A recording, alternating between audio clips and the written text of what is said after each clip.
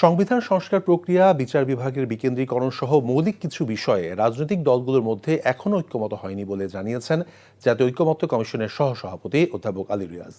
প্রথম পর্যায়ে রাজনৈতিক দলগুলোর সঙ্গে আলোচনা শেষে জাতীয় সংসদের এলজি হলে ঐকমত্য কমিশনের কাজের অগ্রগতি নিয়ে ব্রিফিংয়ে তিনি এসব কথা বলেন। তবে জুলাই গণহত্যার বিচার, দ্বিকক্ষ বিশিষ্ট সংসদ সহ কিছু বিষয়ে বেশিরভাগ দল একমত। ফাহাদ মোহাম্মদের রিপোর্ট।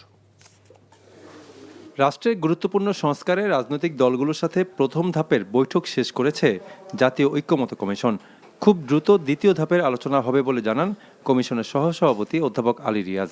তত্ত্বাবধায়ক সরকারের মেয়াদ ও গঠন প্রক্রিয়া, জাতীয় সাংবিধানিক কাউন্সিল, এক ব্যক্তি সর্বোচ্চ কতবার প্রধানমন্ত্রী হতে পারবেন, একজন ব্যক্তি কয়টা আসন থেকে নির্বাচনে অংশ নিতে পারবেন, রাষ্ট্রপতি নির্বাচনের প্রক্রিয়া কি হবে, এমন সব মৌলিক সংস্কারে এখনও ঐক্যমত্যে পৌঁছানো যায়নি।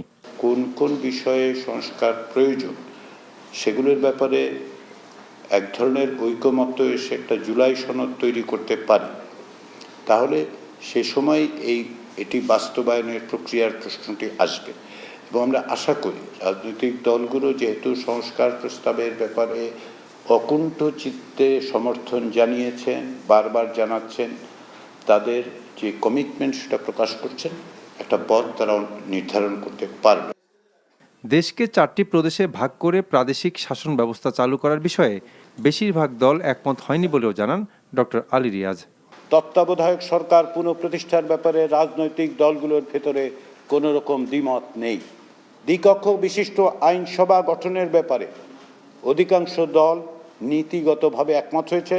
কিছু দল অবশ্য এক কক্ষ বিশিষ্ট আইনসভা বহাল রাখার পক্ষে মত দিয়েছেন। জুলাই অভ্যুত্থানে গণহত্যার বিচার, ভোট জালিয়াতি ও দুর্নীতির বিরুদ্ধে প্রয়োজনীয় পদক্ষেপ নিতে স্বাধীন তদন্ত কমিশন গঠনের পক্ষে বেশিরভাগ দল। জুলাই গণ অভ্যুত্থানে গণহত্যা ও নিপীড়নের সঙ্গে জড়িত এবং ভোট জালিয়াতি ও দুর্নীতির অভিযোগে অভিযুক্ত কর্মকর্তাদের চিহ্নিতকরণ এবং তাদের বিরুদ্ধে উপযুক্ত পদক্ষেপ গ্রহণের জন্য একটি স্বাধীন তদন্ত কমিশন গঠন করার ব্যাপারে অধিকাংশ দল একমত পোষণ করে। তথ্য অধিকার আইনের সংশোধন করার প্রস্তাবে সব দল একমত। অফিসিয়াল সিক্রেটস অ্যাক্ট 1923 সংশোধন করার প্রস্তাবে সব দল নীতিগতভাবে একমত পোষণ করেছে। দ্বিতীয় ধাপের আলোচনায় অমীমাংসিত অনেক সংস্কার ইস্যুতে রাজনৈতিক ঐক্যমত প্রতিষ্ঠিত হবে বলে মনে করেন অধ্যাপক আলী রিয়াজ। Fahad Mohammad, NTV news, Dhaka.